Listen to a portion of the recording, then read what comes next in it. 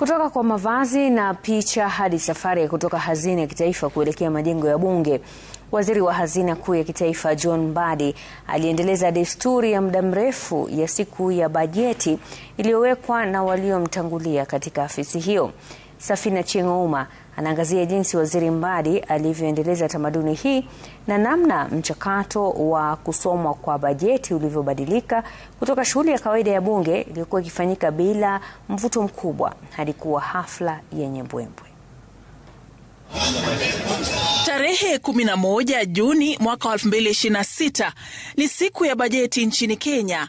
Macho yote yalielekezwa katika jengo la hazina ya kitaifa katika barabara ya Harambee jijini Nairobi. Waziri wa Hazina Kuu ya Kitaifa John Mbadi alitumia saa kadhaa afisini mwake kufanya maandalizi ya mwisho ya bajeti. Ni hatua za mwisho kabla mamilioni ya Wakenya kusikia bajeti ya mwaka mpya wa kifedha na athari zake kwa maisha yao. Saa 7:51 mchana, Waziri Mbadi alitoka afisini akiandamana na katibu wa wizara hiyo Daktari Chris Kiptoo pamoja na wataalamu wengine kwa safari yao ya kuelekea bungeni. Waziri aliendeleza desturi ya siku ya bajeti inayojumuisha kupiga picha rasmi nje ya jengo hilo.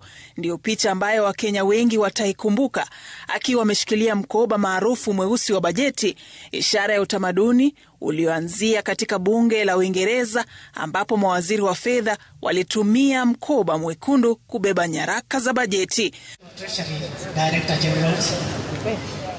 Mkoba huo hauna pesa taslim, bali unabeba takwimu na maamuzi yatakayoamua ushuru, mishahara na matarajio ya mamilioni ya wananchi.